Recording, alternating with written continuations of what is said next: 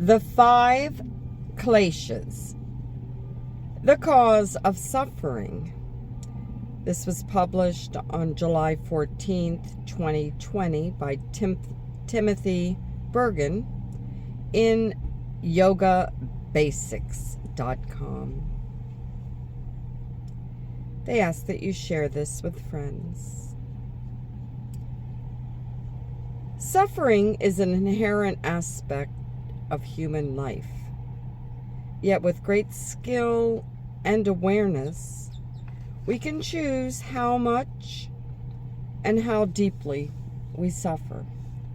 Both the ancient yogis and the Buddhists point to the Kleshas, the 5 poisons or afflictions, as the cause of our suffering.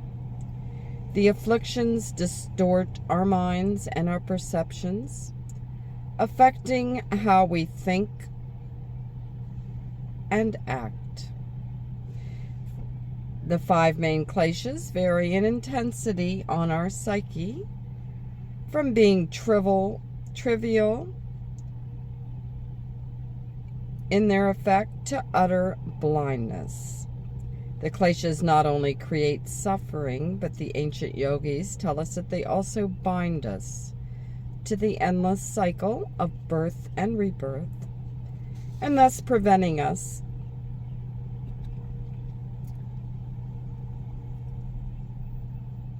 from evolution. The Sanskrit word klesha translates to poison or affliction. The term is used to denote specific negative mental patterns that obscure our true nature.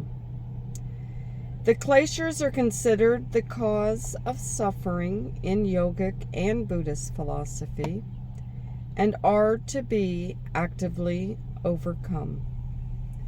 The 5 kleshas are avidya, ignorance, asmita, egoism or I amness, raga, attachment, dvesha, repulsion and aversion, and abhinavesha, fear of death and the will to live. Avidya, or ignorance, is the misconception of our true reality, believing that the temporary is eternal, the impure is the pure, and pleasure to be painful. This false and distorted representation of reality is the primary klesha. From avidya, the 4 other kleshas emerge. 2. Asmita, I amness, is the identification of ourselves with our ego.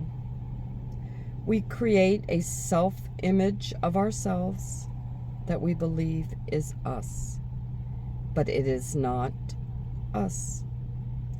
This self-image can contain both external, I am poor, and internal, I am a bad person, false projections. We become trapped within the projections we have created of our life. 3.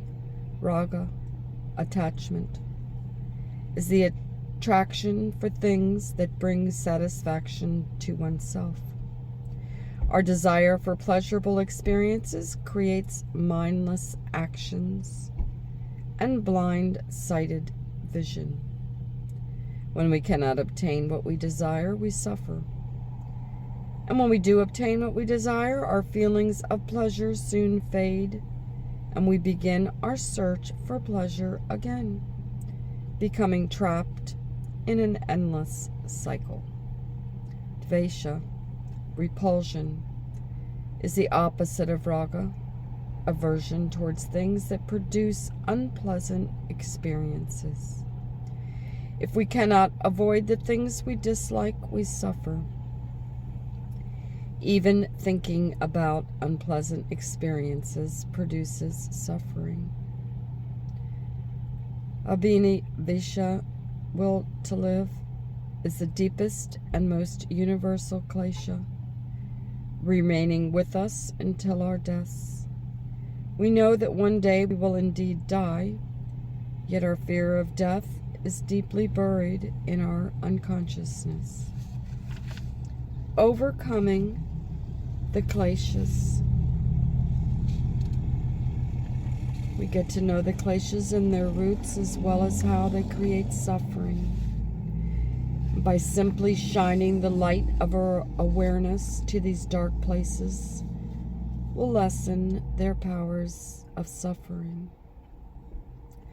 The focused use of basic yoga techniques can counteract simple kleshas.